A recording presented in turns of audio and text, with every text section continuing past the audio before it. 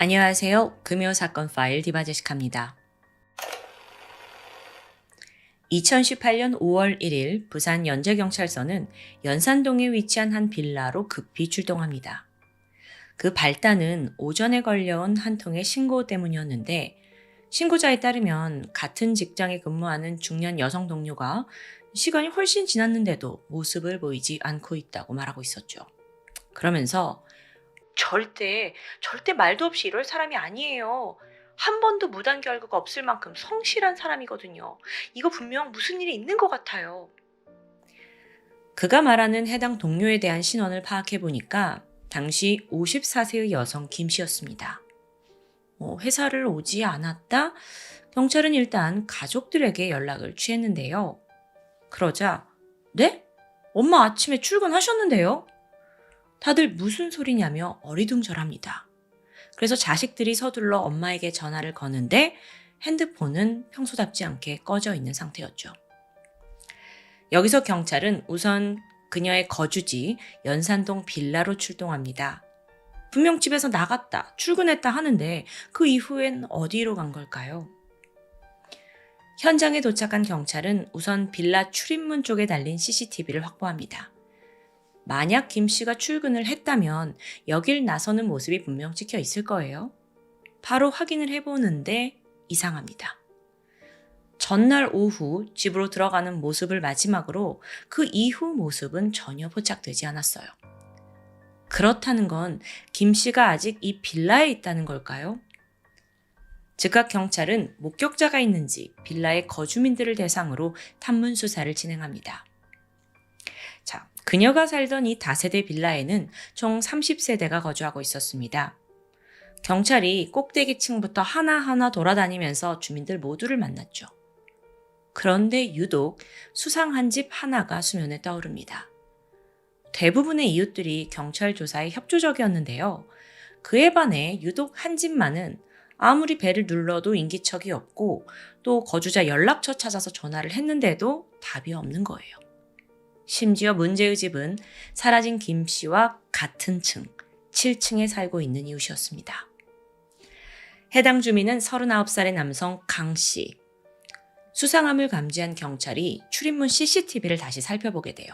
그랬더니 이 강 씨가 그날 오후 5시 반 손에 잔뜩 무언가를 들고 집을 나서는 모습이 포착되었죠. 이후에 차를 타고 어디론가 떠났는데요. 그 이후에도 그는 핸드폰을 아예 꺼버린 채 지금껏 오리무중입니다. 정리해보면 같은 층 주민 2명이 사라진 상태예요. 경찰은 본능적으로 이웃 강 씨를 유력한 용의자로 지목하게 되죠. 그리고 다음 날인 2일, 강 씨의 집 현관문을 강제로 개방했고 안으로 진입합니다. 그 안에서 충격적인 장면이 목격돼요. 집안을 샅샅이 수색한 결과 다용도실에 설치된 냉장고 뒤편에서 실종된 김 씨의 시신이 발견된 겁니다. 한눈에도 피해자의 목에 다수의 상처가 보였는데요. 일단은 목이 졸려서 사망한 것으로 추정됐습니다. 정확한 사인을 분석하기 위해 시신의 부검을 의뢰하게 되죠. 동시에 이 사건은 실종에서 살인사건으로 전환이 되었고요. 용의자 강 씨에 대한 추적이 시작됩니다. 수사팀은 강 씨 가족들에게 연락을 취했어요. 지금의 상황을 설명했고 만약 그가 연락을 해올 경우 꼭 자수를 하도록 설득해달라 간곡히 요청합니다. 그리고 그날 밤 10시 30분 여동생이 강 씨의 전화를 받게 돼요. 그리고 말했죠. 오빠, 경찰들이 다 알아. 더 늦기 전에 빨리 자수하는 게 그게 맞는 거야. 제발. 이 끈질긴 설득 끝에 심경 변화를 겪은 강 씨는 결국 경찰서에 스스로 모습을 드러냅니다. 범인 강 씨, 그의 신원을 조사해 보니까 놀라운 전과들이 쏟아져 나왔어요. 이미 성폭행 전과만 3범, 상습 범죄자예요. 10년 이상 옥살이를 했던 것도 밝혀졌고요. 이 중 2차례의 범행은 공범과 함께 미성년자를 성폭행했고요. 한 건의 경우에는 친구의 여동생을 대상으로 성범죄를 저질렀더라고요. 심지어 2004년에 징역 4년 선고받고 형이 형 집행이 종료된 지 3달 만에 또다시 강간치상 범죄를 저질렀던 이런 이력까지 주르륵 나옵니다. 그러니까 징역형 마치고 5년간 전자발찌까지 부착했더라고요. 그러니까 같은 7층에 살던 이 주민 강 씨는 결코 평범한 이웃이 아니었습니다. 경찰에 자진 출두한 강 씨에게 물었습니다. 도대체 범행 동기가 뭐냐고요. 그랬더니 아주 황당한 답변이 돌아와요. 제가 아침까지 혼자 계속 술을 마셨는데 술이 부족하더라고요. 그래서 술 사려고 나가려다가 딱 그 여자를 발견했어요. 나이 좀 있는 50대 누님이시긴 한데 갑자기 욕정이 생기더라고요. 이처럼 범행의 목적은 성폭행이었어요. 참고로 이때가 전자발찌 부착 해제 조치를 받은 지 1년 4개월밖에 지나지 않은 시기입니다. 그러니까 해제가 된 이후에는 강 씨는 더 이상 우범자 관리 대상도 아니었고요. 관리 당국의 기준이 뭐였는지 모르겠지만 결국 성욕구를 참지 못한 괴물이 저지른 범죄예요. 어쩌면 예고된 일일 수도 있겠죠. 자, 그런데 문제가 있습니다. 강 씨가 경찰한테 성범죄 부분만 자백을 했어요. 자기가 살해한 건 아니라고 부인하는 거죠. 아니 근데 시신이 아까 자기네 집 다용도실에서 나왔잖아요. 뭐라고 한지 들어볼까요? 성욕을 참지 못하고 문 밖에 나갔다가 출근하려고 하고 있던 김 씨를 마주해서 바로 납치했대요. 근데 김 씨가 계속 저항을 하니까 잠깐 기절시킬 생각으로 뒤에서 팔을 감아서 2회 정도 목을 졸랐다. 그러면서 테이프로 입을 수차례 붙였다 뗐다 했다는데요. 그러면서 형사님, 그 행동이 목숨을 잃을 정도로 강한 공격은 아니지 않습니까? 그의 자백은 계속 이어집니다. 강 씨가 성범죄를 저질렀어요. 그리고 나서 그 이웃 여자 김 씨와 정상적인 대화까지 나누었대요. 여기서 자기가 소주를 마시고 있었는데 문득 피해자가 나한테도 맥주 한 잔 달라라는 요청을 했고 그렇게 둘이 술까지 한 잔 했다는 거죠. 이게 말도 안 돼요. 그래서 자기는 이제 범인은 술에 취해 잠깐 잠이 들었는데 자고 일어났더니 김 씨가 죽어 있었다는 겁니다. 아마도 김 씨 입에 그 청테이프를 강제로 붙였다 뗐다 했는데 그 과정에서 천식이 있던 피해자가 호흡 곤란을 겪은 거 아니냐라고 오히려 반문합니다. 아니 이 뻔뻔한 이야기를 듣는 형사님의 심정은 어땠을까요? 정말 얼굴 한 대 패버리고 싶었겠죠? 강 씨의 얄팍한 거짓말은 순식간에 탄로납니다. 국과수 부검 결과 피해자의 사인은 명백히 경부 압박에 의한 질식사였어요. 목 앞부위 등에서 압박으로 인한 다수의 손상이 발견됐거든요. 특히 사망 당시 김 씨의 얼굴에서 심한 우열도 있었고요. 더불어 조금 더 설명드리면 양측 안구에서 출혈, 안면부의 피하 출혈, 구강 점막의 열창, 또 혀끝이 돌출되어 있었던 점까지 이 모든 걸 종합적으로 해석하면요. 아주 강한 힘으로 목을 졸라서 죽음에 이르게 했다라는 소견이 나와요. 참고로 부검을 집도했던 법의관은 이게 범인의 주장대로 가벼운 경부 압박으로 인해서 김 씨가 잠시 정신을 잃었는데 다시 깨어나서 대화도 하고 술도 하고 나서 얼마 지나고 나서 사망을 했다라는 건 아예 의학적으로 불가능하다고 말했죠. 그렇게 최종적으로 검찰이 판단한 이 사건의 전말은 다음과 같습니다. 사건 당일이던 2018년 5월 1일 일용직 건설 노동자로 일하던 강 씨가 그는 최근에 이제 일자리를 구하지 못해서 낙담 중이었어요. 그래서 새벽부터 틀어박혀서 내내 집에서 술을 마시고 있었죠. 그러다 술이 떨어졌고 지갑을 챙겨 문을 나섭니다. 오전 7시 40분 마침 이때 주민 김 씨와 눈이 마주쳐요. 두 사람은 평소 친분은 없었습니다. 오며 가며 옆집이니까 자주 마주치다 보니까 가벼운 눈인사 정도만 하는 사이였어요. 그런데 이때 성욕을 참지 못한 강 씨가 피해자를 자신의 집으로 끌고 들어갔죠. 그렇게 이른 아침 정말 평범하게 출근차 집을 나선 김 씨가 자기 집 복도에서 납치를 당한 겁니다. 이후 그녀에게는 지옥이 펼쳐졌습니다. 거세게 저항했지만 범인은 그녀의 입속에 셔츠를 쑤셔 넣어서 소리를 막아요. 그리고 그 위를 또 청테이프로 칭칭 감았고요. 양손과 발도 결박합니다. 그 다음으로 김 씨를 가격해서 무력하게 만들었고요. 이후 가위로 옷을 다 잘라서 알몸으로 만들었죠. 이후 성범죄를 시도했는데 이게 생각만큼 잘 되지 않았어요. 그러자 범인은 유사 성행이라도 하자라는 마음으로 김 씨의 몸을 오랫동안 추행합니다. 여러분, 사실 판결문을 보면 그 당시 범행이 행한 정말 여러 변태적인 가혹행위들이 다 나와 있었어요. 하지만 제가 이걸 차마 방송에서 말씀드리기 힘들 것 같습니다. 결론적으로 유사 성행위로 인해 김 씨는 피해자는요, 외음부를 비롯한 자궁 내부까지 상당히 손상된 상태로 발견됐습니다. 그렇게 욕정을 풀어낸 후 범인은 그녀를 이대로 보낼 수 없다고 생각했어요. 그리고 결국 목을 졸라 살해했죠.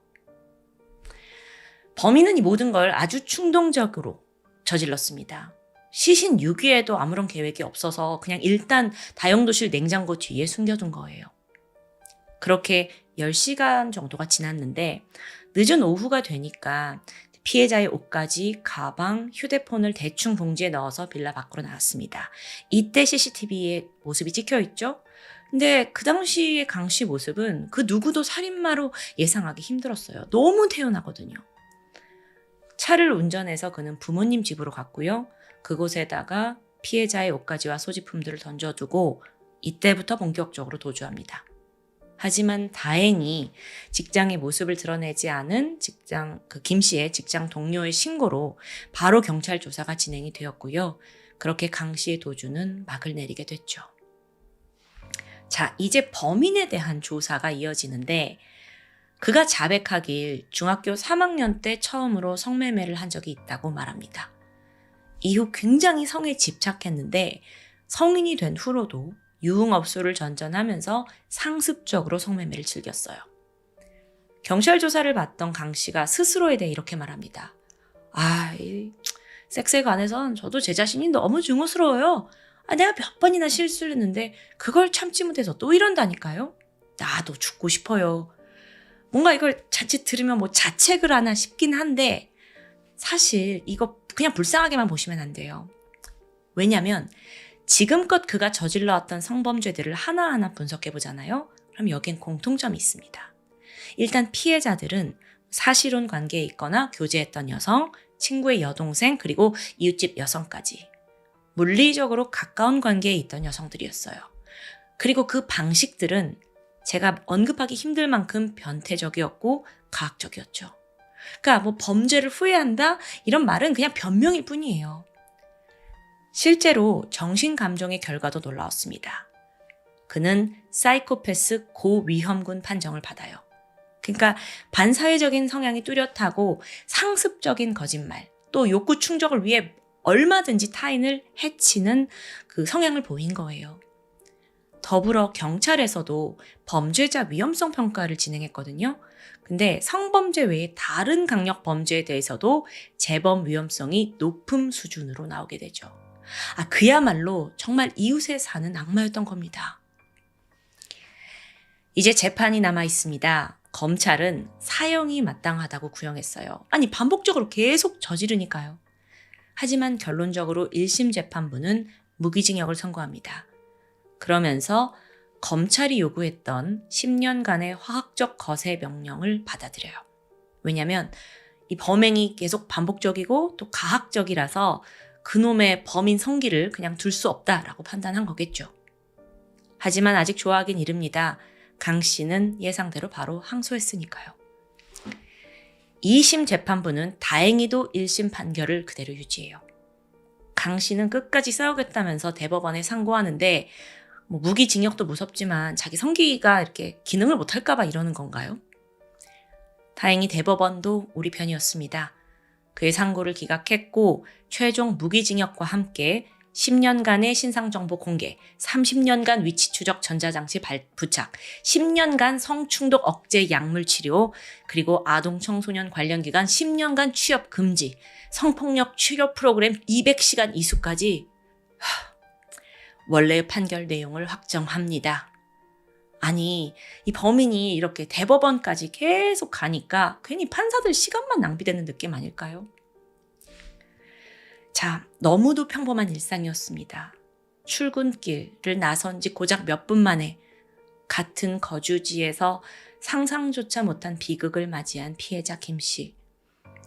그녀는 잘 키운 아들과 딸, 그리고 사위와 함께 갓 태어난 손주까지 정말 우리 주변에 선량하고 평범한 이웃이었습니다. 하지만 옆집에 그런 악마가 살고 있을 줄 몰랐겠죠. 그건 어쩌면 우리도 마찬가지일 수 있습니다. 내 주변에 강 씨 같은 범죄자가 있는지 제대로 알고 있는 사람이 몇이나 될까요? 일례로 아동 성범죄를 일으킨 조두순이 이제 감옥에서 나와가지고 막 이사 가려고 하잖아요. 그때마다 주변 사람들이 막 극렬하게 반대했던 이유 아마 여러분도 이해가 가실 겁니다. 그럼 애초부터 그냥 우리가 그들과 이웃이 되지 않을 순 없는 걸까요? 지금까지 금요사건 파일 디바제시카였습니다. 안녕하세요. 금요사건 파일 디바제시카입니다. 2005년 8월 12일 아침 9시 서울 서초경찰서로 한 여성의 다급한 신고 전화가 걸려왔습니다. 여기 땡땡 오피스텔인데 얼른 와주세요. 이 도움을 요청하는 목소리가 심상치 않았어요. 고통에 차 있는 신음소리인데 거의 제대로 말을 잇지 못하고 있었죠. 상황을 직감한 경찰은 빠르게 현장으로 달려갑니다. 그랬더니 거기엔 신고자로 추정되는 여성 포함해서 총 2명의 여성이 쓰러져 있었습니다. 피해자들의 신원은 해당 오피스텔 거주자인 29살 여성 김 씨, 그리고 그녀의 친구이자 신고자인 황 씨입니다. 안타깝게도 김 씨는 이미 사망한 상태였고요. 황 씨는 중상이라 병원으로 바로 이송이 되었죠. 이게 너무 위급한 상황이라 무슨 일이 벌어진 건지 경찰이 즉각 파악하기도 힘들었습니다. 이후 현장 감식에 들어갑니다. 일단 사망한 그 여성 김 씨의 시신에는 노끈과 같은 얇은 줄에 의해서 목이 졸린 흔적이 보입니다. 반면 황 씨는 칼에 찔렸었죠. 그런데 집안을 둘러보던 경찰이 고개를 갸우뚱해요. 2명의 여자가 지금 중상에 사망까지 했는데 그럼에도 집안이 이상하리만큼 깨끗한 겁니다. 마치 범인이 청소를 하고 간 것처럼요. 머리카락 한 올도 보이지 않았고요. 또 범행에 사용되었을 그 노끈도 이런 여러 도구들이 전혀 나오지 않아요. 심지어 침대 시트 일부분도 아예 오려내진 상태였고요.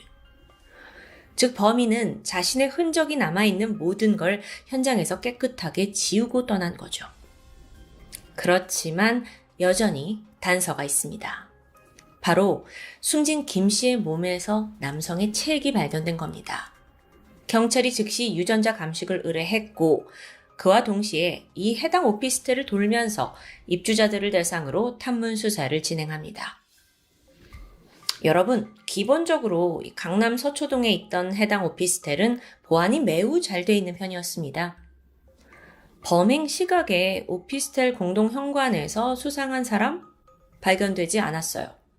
무엇보다 김 씨 집에서 누군가 강제로 침입했다라는 흔적 없고요. 사라진 물건도 금품도 없습니다. 따라서 경찰은 범인이 김 씨와 어느 정도 면식 관계에 있는 인물이다라고 판단을 했죠. 특히 담당 형사의 눈에 띈 건 너무도 멀쩡한 도어락입니다.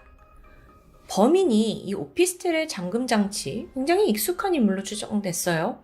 그렇다 보니까 같은 오피스텔에 사는 입주민들은 아닐까? 라고 생각을 해서 용의선상에 올리고 탐문을 한 거고요. 해당 오피스텔에는 약 1000여 명의 입주자가 살고 있었죠. 근데 여러분, 그 오피스텔 특성상 사실 옆집에 누가 사는지 무슨 일이 일어났는지도 잘 모를 때가 있죠. 아무래도 젊은 층이 많고 또 이사도 자주 하니까 가깝게 이웃사촌처럼 지내진 않으니까요. 경찰이 몰려들고 폴리스 라인 쳐지면서 사실 주민들은 그제서야 어머 저 집에서 살인사건 났대 라고 알게 되고 그게 이제 건물 전체에 퍼져나가요.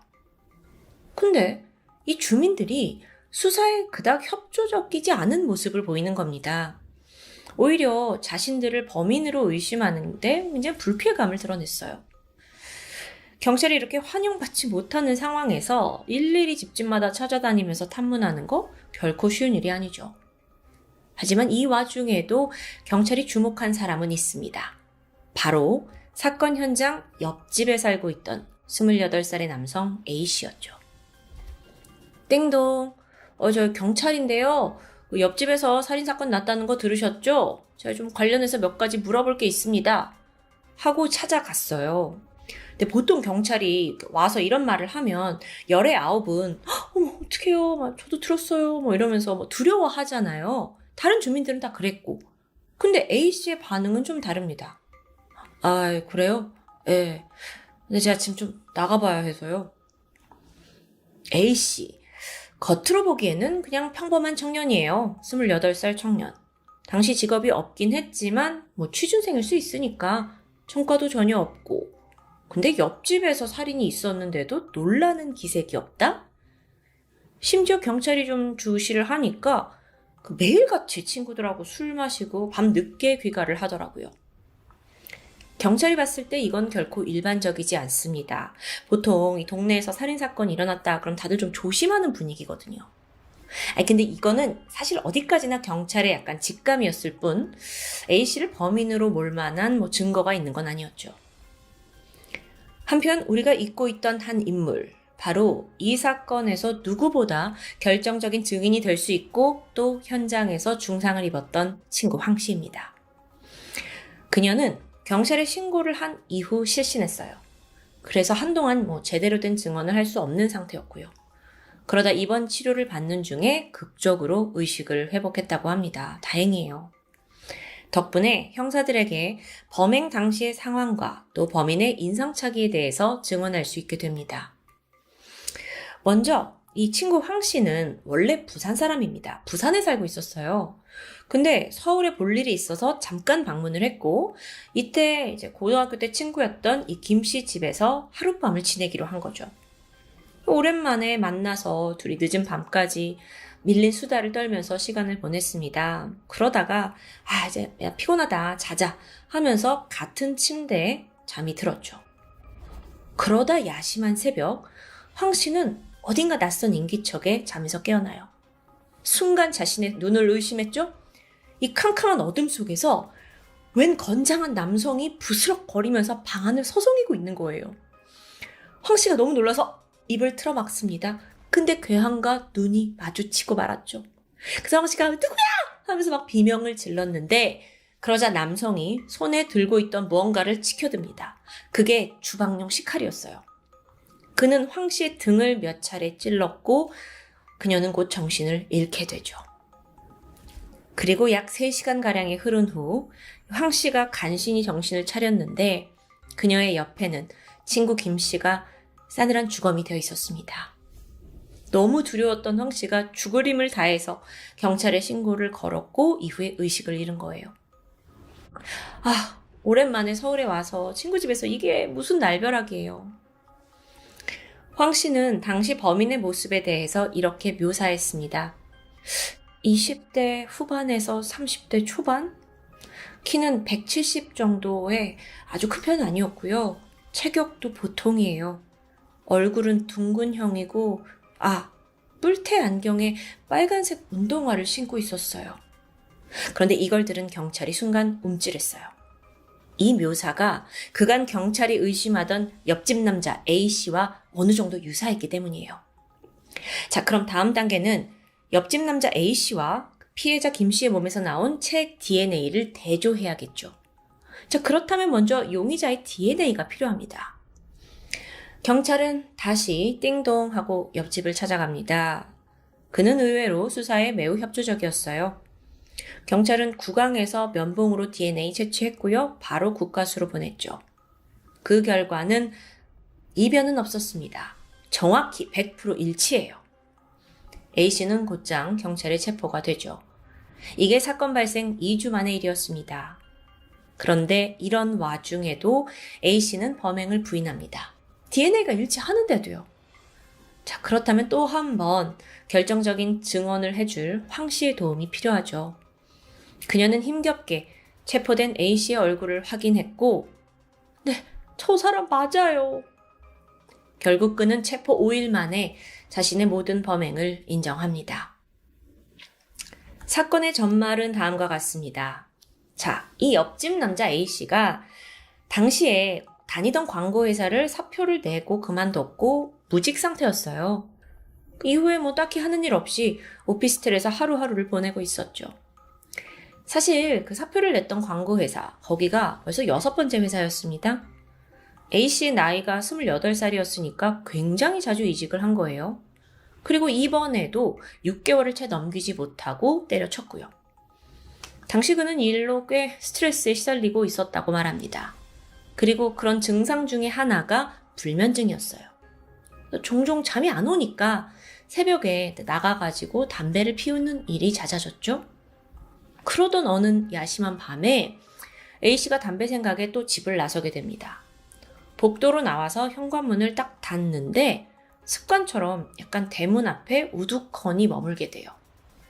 이게 좀 특이한데 이유가 있었죠. 왜냐면 평소 A씨가 살던 그 오피스텔 현관문이 꽉 닫히지 않는 문제가 있었다고 해요.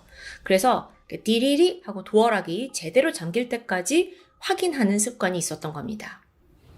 디리리 소리 날 때까지 이렇게 잠깐 서 있는데 그 순간 낯선 소리가 들렸어요. 남녀의 신음소리였죠. 바로 옆집인 피해자 김 씨의 집에서 흘러나오고 있던 건데요. 옆집 여자? A 씨는 오며 가며 여태까지 봤던 그 김 씨를 기억해냅니다. 인사를 하거나 친분이 있는 건 아니었어요. 근데 좀 예쁘장해서 볼 때마다 눈길이 가곤 했죠. 그날 밤 옆집에서 들려온 그 남녀의 신음소리는 그동안 스트레스 받고 있던 A 씨의 호기심을 자극했고 조용히 그가 그 집 현관문 앞에 가서 귀를 대고 그 소리에 집중하게 됩니다. 자, 당시 그 여성 김 씨는요, 12월에 결혼이 예정된 예비 신부였습니다. 그래서 김 씨 남자친구, 그러니까 예비 신랑이 매일 저녁 여친 오피스텔에 방문을 했죠. 둘이 오붓하게 시간을 보내고 남친은 다음날 새벽 자신의 집으로 돌아가서 출근하는 걸 반복하고 있었고요. 그런데 옆집 남자 A씨는 이 패턴을 읽게 됩니다. 정확히 말하자면 그걸 알게 될 만큼 그날 이후로 그 피해자를 계속 주시하고 또 그 집 앞에서 서성거린 거예요. 저 이거 너무 소름 돋죠?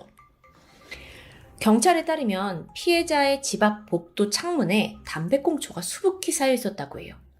이걸로 미뤄봤을 때 A씨가 매일같이 담배를 핀다는 이유로 나와서 김씨 집 앞에서 동향을 살핀 것으로 볼 수 있죠. 그렇게 이 옆집 남자가 알아낸 건 새벽 4시가 되면 남자친구가 집으로 돌아가고 김씨 여성 혼자 집에 남아있을 가능성이 높다라는 점이었습니다. 사건 당일 새벽 5시 30분. 그날도 A씨는 담배를 피기 위해 복도로 나왔습니다. 그리고 자연스럽게 김씨의 집 앞으로 향했죠. 근데 이날 무슨 생각이었는지 갑자기 김씨 집 오피스텔 손잡이를 돌려봐요.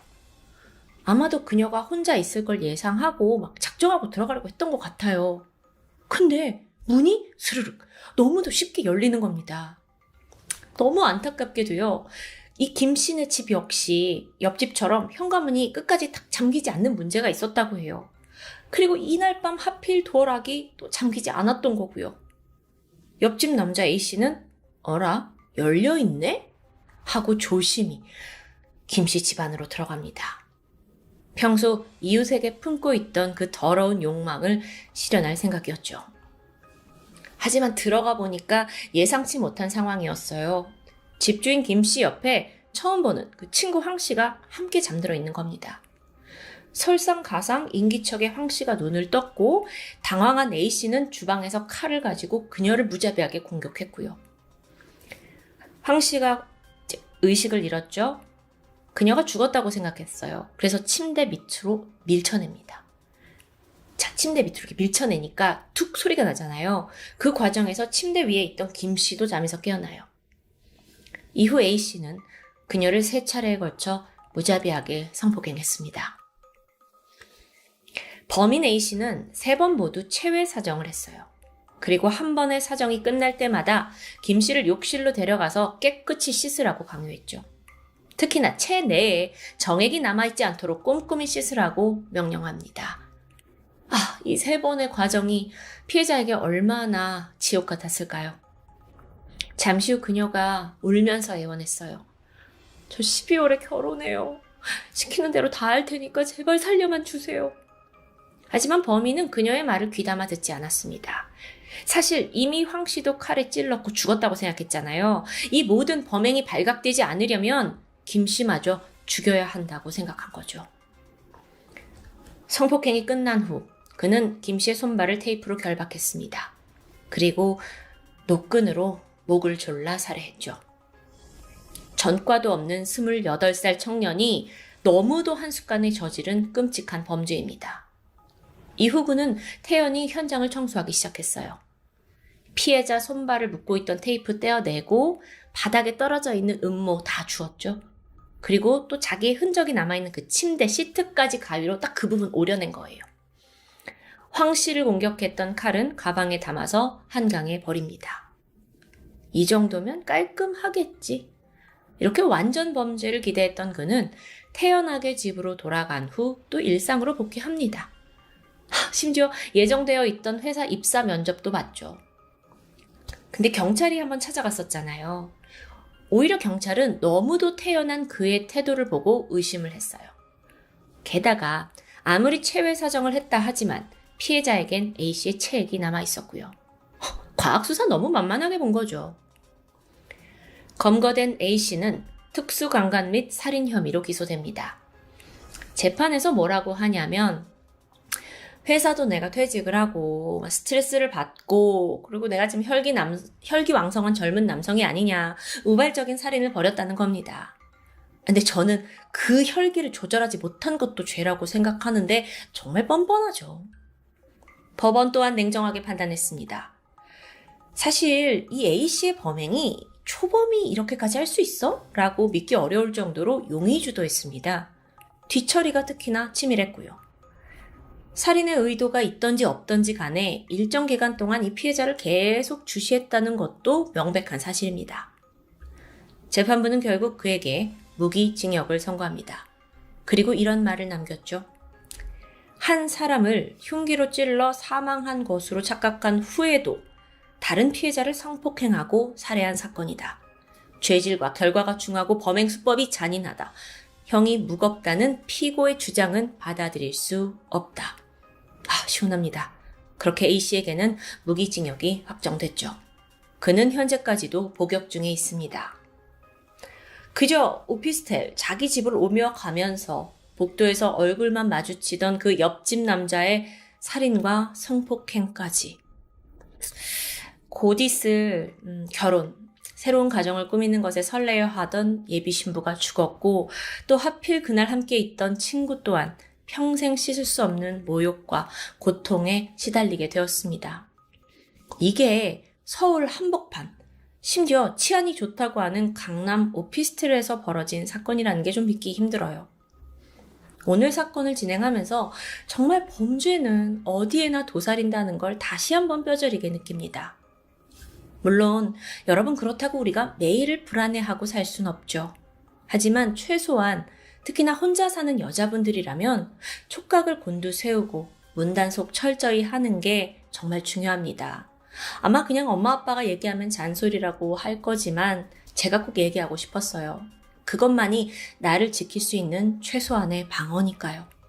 억울하게 생을 마감한 김 씨의 명복을 빕니다. 그리고 끔찍한 범죄의 트라우마를 겪게 된 생존자 황 씨, 지금쯤 그 아픔을 극복하고 건강한 삶을 되찾았길 진심으로 바라겠습니다. 지금까지 금요사건 파일 디바제식합니다.